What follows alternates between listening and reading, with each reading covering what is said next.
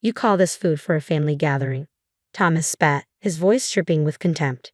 He took one bite of the dish, then violently flipped the plate over, sending food splattering across the table. The room fell silent as all the relatives stared at him in shock. I've never seen anyone throw food on the floor before, someone finally murmured. What's your problem? It's your fault for making such terrible food, Thomas sneered, pointing a finger. You're a stay-at-home wife, and this is what you serve on such an occasion. Who'd eat this crap? I met his gaze, unflinching. I didn't make it, you know. What? Thomas's voice was incredulous, his bravado faltering. This was my moment, my chance to finally stand up to him after all the times he had belittled me. I took a deep breath, steadied myself, and prepared to speak. My name is Sarah Mitchell, and I'm 32 years old. Up until a year ago, I worked at a condominium management company, but I resigned after getting married to become a full-time housewife. If it weren't for the strong insistence of my husband Thomas, I might have continued working. But Thomas was adamant about me being a stay-at-home wife, so I obliged and left my job. Honestly, I wanted to work a bit longer, but considering Thomas's earnings, I figured we could live comfortably without me working. Thomas works at a major consulting firm. We had initially met through work, managing similar projects, and our frequent interactions led to our relationship blossoming from colleagues to a romantic one, ultimately resulting in marriage. Right after graduating from college, Thomas had been hopping through various consulting firms, showing himself to be both competent and articulate. While working with him, I was impressed by his work ethic and took the initiative to approach him romantically. I never thought someone like him would notice me, an ordinary person in terms of looks and abilities, but I was pleasantly surprised when he responded positively to my feelings. I was so happy that after we started dating, I couldn't stop gushing about him to my friends, even though they seemed a bit perplexed. From the bottom of my heart, I believed I had found the pinnacle of happiness. When we decided to get married just over a year into our relationship, I was walking on air, completely giddy and joyous. Little did I know what kind of misfortune awaited me. Listen, I'm busy with work on weekdays, so I'm going to come home only on weekends. Sorry, but please be okay with that. He dropped this bombshell right after we returned home from our wedding ceremony. I, who thought a happy married life was about to begin, was utterly shocked by this unignorable statement. Wait, what does that mean? It means I'll come home only on weekends. It helps to maintain the feelings we had when we were dating, right? But do you have a problem with it? No, I don't. I was, to be honest, dumbfounded by this sudden proposition. Coming home only on weekends, isn't that what's commonly referred to as a weekend marriage? It's strange to decide such an important thing all by oneself. If he really wanted a weekend marriage, he should have told me before we got married. Why did he suddenly proclaim this on the very day we registered our marriage? Sure, seeing each other less might help maintain some of the excitement, but isn't it natural to want to be with the person you love all the time? My initial enthusiasm for our new marriage was quite dampened, and I was more downhearted than I anticipated. Thomas, seeing me like that, treated me unusually kindly that day. Whether it was out of pity or to improve my mood, I'm not sure. That night, we spent our first night as a married couple, and I was able to momentarily push the thought of our weekend marriage out of my mind. Perhaps this was a strategic win for Thomas. In hindsight, Thomas's declaration at that time was just the beginning.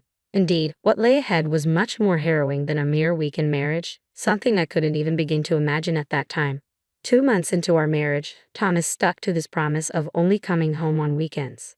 As a stay-at-home wife, I had envisioned preparing dinners for my tired husband every evening, but my enthusiasm quickly waned. There were weekends when he returned but opted to dine out, rarely tasting anything I prepared.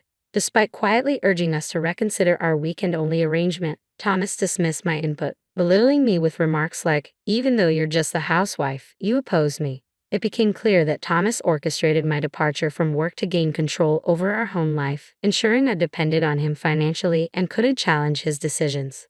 That realization left me in tears of frustration at night, wondering how it all went wrong when all I wanted was a happy marriage. It felt like I was trapped in a tunnel with no way out, consumed by anxiety. By the 3rd month of our marriage, Thomas seldom came home, even on weekends, a stark departure from our agreement. What meaning did marriage hold when we barely saw each other? Can we discuss our life together as a couple, please? I gathered courage to ask one Friday night. Thomas, returning home possibly after drinking with colleagues, carried the scent of alcohol mingled with a sweet osmanthus fragrance that caught me off guard. It couldn't possibly be right. "I've told you over and over, I ain't planning to change now," slurred Thomas, even in his drunken state, resolute in his stance. But this isn't what we promised. You said we would spend at least the weekends together, didn't you? What about now? You're not coming home on weekends either. I never agreed to this from the start. My words seemed to strike a nerve as Thomas's face flushed red with anger. I knew I had soured his mood instantly. How many times do I have to say it? I ain't budging an inch. Seriously, why do you complain so much? How about you finally get where you stand? Thomas's words cut deeper than his usual dismissiveness, pushing me past anger into a profound sadness. Why did Thomas marry me in the first place? Unable to bear it any longer, I retreated to my room. Later, when I heard Thomas in the shower, I crept out and ventured into his room driven by desperation. I hated stooping to this, but I couldn't continue feeling so powerless to Thomas. Months passed in the same manner, with Thomas and I living mostly separate lives. I stopped confronting Thomas about his absence, resigning myself to quiet endurance. Then, one day, my cell phone rang. It was my mother-in-law, whom I hadn't seen since our wedding ceremony. Curious and unsure of what she could want, I answered the call. Hello. Oh, Sarah, it's me. Hi, is something the matter? I could hear bustling noises in the background, likely from a supermarket or someplace crowded. Christmas is coming up. You're going to come to our place for it, right? All the relatives are gathering, and we want you to come too, Sarah. Oh, for Christmas? Yes, I'll definitely come. Despite agreeing, I couldn't shake the urge to ask about Thomas. Have you talked to Thomas recently? Thomas? Oh yes, I've talked to him several times. I've been reaching out a lot since he finally got married, but he said that his married life is going well, isn't it? Oh really? I was baffled by my mother-in-law's statement. Did Thomas really tell her our married life was going well? How could he paint such a rosy picture when we barely spent time together in our weekend marriage? Then it dawned on me. Thomas had been feeding his mother deliberate lies about our relationship. My mother-in-law tended to worry about her son and was both kind-hearted and overprotective, as I had observed during our brief meeting. Her fondness for Thomas was evident. I think everything Thomas told you is probably a lie. The truth is, I confided in my mother-in-law, explaining how Thomas had insisted from the beginning of our marriage that he would only come home on weekends. Lately, he hadn't even been sticking to that arrangement. What are you talking about, Sarah? There's no way Thomas would do that. You, on the other hand, are trying to deceive me with lies. Who do you think you are? Her response was sharp and filled with disbelief, her voice rising in anger from the other end of the phone. I sighed heavily, feeling frustrated. This woman believed Thomas as every word without question. She never doubted his fabrications. Even when his own wife spoke up against him, my mother-in-law would fiercely defend him. That was just how she operated.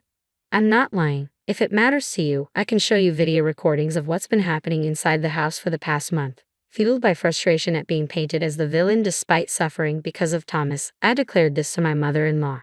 But she cut me off, saying, I don't need you to stoop so low. You're the worst daughter-in-law, and abruptly ended the call, refusing to consider my side. I had anticipated this outcome to some extent. I didn't know what my father-in-law, a man of few words, thought of me, but my mother-in-law likely viewed me solely as a convenient partner for Thomas. Realizing this, I grew weary of continuing my married life as it was, and so I began to put into action a plan I had been contemplating for a while. The execution day arrived, coinciding with the gathering of relatives at my in-laws' home. Uncertain of how things would unfold, I steeled myself for whatever lay ahead. Quietly, a flicker of determination burned in my heart. As promised, on Christmas Day, I accompanied Thomas to his parents' house. Before leaving, I discreetly contacted someone. Unaware of my preparations, Thomas grumbled, going to my parents' place is such a drag, as he sluggishly got ready to depart. Upon arriving at my in-laws' house, I found Thomas's parents, his uncle and aunt, along with their children already gathered. A woman, presumably the housemaid, was busy in the kitchen, wearing glasses and a mask, focused on her tasks without engaging in our conversation. The crowded room made it hard for me to keep track of everyone. Oh, Sarah, welcome, my mother-in-law greeted me, though her words lacked warmth, her eyes devoid of any hint of a smile. I forced a polite smile, my cheeks feeling stiff. Merry Christmas. From then on, there were no direct exchanges between my mother-in-law and me as we all continued with the meal preparations. I joined in the kitchen, assisting with various tasks. My father-in-law, as usual, remained quiet, engrossed in his newspaper on the sofa. Once the food was ready and the table set, everyone began to help themselves to the meal. Thomas stood next to me, serving himself stew as I reached for a dish myself. You call this food for a family gathering? With a crash, the ceramic hit the floor, the sound echoing through the room as everyone's shoulders tensed in surprise. Thomas, with just one bite of the dish, flipped the plate over on the table, his voice seething with anger. Shocked gazes from all the gathered relatives fixed on him. I've never seen anyone toss food on the floor before. I'm sure they all felt the same way. Hey, what's your problem? It's your fault for making such terrible food. You're a stay-at-home wife, and you serve this on such an occasion. Who'd eat this crap? Thomas sneered. I looked at him with pity and retorted, I did make it, you know. What? Thomas's dumbfounded voice filled the room. This was my chance, the perfect opportunity to confront him after enduring so much. I took a deep breath and steadied myself. What are you talking about? You were in the kitchen preparing the meal just now, weren't you? Thomas scoffed, a look of confusion on his face. Sure, I was, but the housekeeper was there too, right? I was just setting the table. The housekeeper made the meal, right? I turned towards the housekeeper, who had quietly emerged from the back room, causing the relatives to gasp in surprise. Yes, that's correct. Actually, this housekeeper is someone I hired. Let me introduce her. It's my mother. The housekeeper, now revealed as my mother, removed her glasses and mask. Thomas and my parents-in-law reacted with astonishment, recognizing her immediately. Ah, weren't you the housekeeper Thomas hired? I didn't know. There's no way I'd arrange that. It seems that my mother-in-law thought Thomas had called the housekeeper, and she's shivering. Thomas, you know about my mother's work, right? She works at a restaurant, making delicious meals every day. But today she made it lightly flavored for us. I wonder why you thought I made the meal. That's because you were in the kitchen until just now, weren't you? Thomas, perhaps irritated by my question, raised his voice in anger. Objectively, it might seem natural to assume I made the meal alongside my mother since I had been in the kitchen. However, Thomas rarely eats my cooking and doesn't realize my dishes usually have a stronger flavor profile. I prefer richer tastes, using plenty of salt and spices. That's true too. However, the main reason is that you've hardly ever eaten my cooking. What do you mean? Everyone present, except for Thomas, widened their eyes in confusion. Thomas's face paled, freezing on the spot. Deciding to expose his insincerity, I continued. Thomas declared on the day we registered our marriage that he wouldn't come home on weekdays, that we would only spend weekends together. It's what's known as a weekend marriage. He never mentioned such a thing before we got married. I was shocked. I couldn't agree to it, but even if I opposed or tried to discuss it, he was adamant, saying, "You, a full-time housewife, don't defy me," and he wouldn't listen to my opinions at all. As the truth about our marital life unfolded, shock rippled through Thomas's relatives. Among them, my mother-in-law reacted particularly strongly, her expression almost demon-like as she defended her son vehemently. I sighed deeply, feeling the weight of the moment settling in. It was time. With determination, I clenched my fists tightly. "Thomas, are you there?" An unfamiliar female voice echoed from the entrance, causing a ripple of unease among Thomas's relatives. One of them asked, "What's going on?" Just then, the living room door swung open, revealing a young woman in a short skirt with bright red nails and shiny hair, looking to be in her early 20s. Her wide-eyed gaze swept across the room, and she exclaimed in disbelief, "Huh? Thomas, what's going on here?" The woman, with a hint of sultriness in her voice, seemed utterly bewildered. Everyone except me struggled to grasp the situation unfolding. "Mary, why are you here?" Thomas addressed her, his shock evident. "Why didn't you invite me? You said you wanted to introduce me to your family, so you asked me to come." "Huh? When did I ever say that?" 2 weeks ago." Mary held up her phone, showing the screen of her message exchange with Thomas, who gasped in response. "I never sent this." "What? Then who did?" With Thomas and Mary vehemently arguing before me, I stepped forward. "Nice to meet you. I'm Thomas's wife. I'm the one who invited you here today." I apologized to Thomas, but I sent the message. "Ha!" Both of them simultaneously dropped their jaws in surprise. "Yes, actually, ever since I received the Christmas invitation call from my mother-in-law, I've been planning to confront Thomas. 2 weeks ago, while Thomas was taking a late-night bath after returning home, I quietly slipped out of the bedroom and took his smartphone. I noticed he was frequently communicating with Mary, so I quickly realized she was his mistress. I deceived her into coming here today to expose Thomas and Mary." As Thomas's relatives listened in, murmurs began to ripple through the room. My parents-in-law's faces grew visibly pale. I had my suspicions for a while. Why did Thomas start a lifestyle where he only came home on weekends immediately after we got married? A weekend marriage. Even though we're married, we barely see each other. If he truly loved me, why would he choose this? Because I'm busy with work. I've told you that many times, Thomas interjected, still trying to defend himself, but I let out a long sigh. Work, yes, I believed that excuse at first, but the lingering scent of perfume on you when you returned late at night, I had my doubts and eventually hired a detective. Huh? Wait, a detective? What the hell? Thomas stammered, visibly shaken. I took out the infidelity investigation report from the detective agency that I had in my bag and shoved it in front of Thomas and Mary. Suspecting Thomas's infidelity, I had requested the investigation a while ago, and the evidence of his affair was clear and damning. Your relationship began 5 years ago.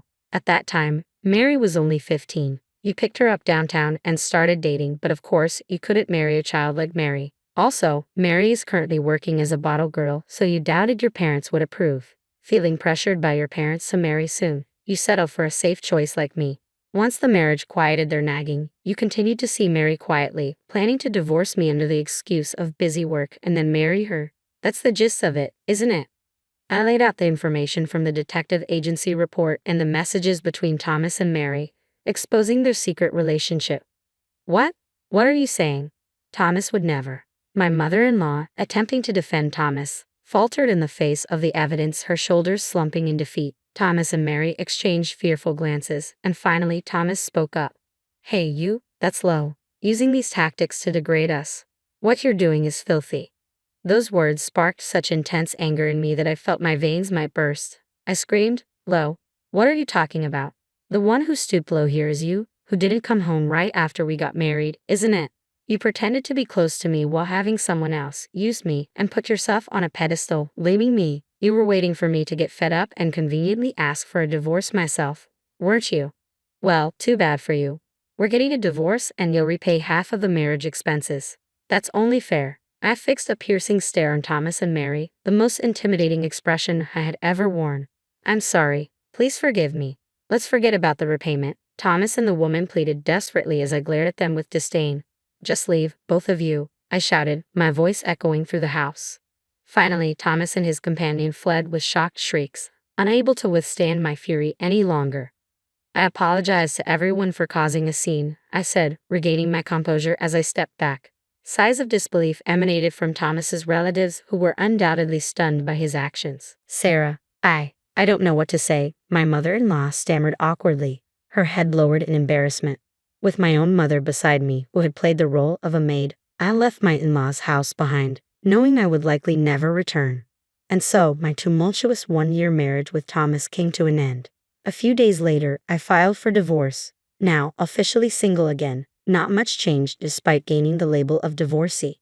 Our marriage had been short-lived, and our living situation hardly resembled married life.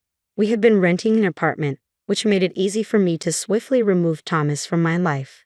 He did eventually pay the repayment I demanded, but he had to borrow money from relatives because he had squandered his earnings on lavish gifts for the woman, designer bags and clothes.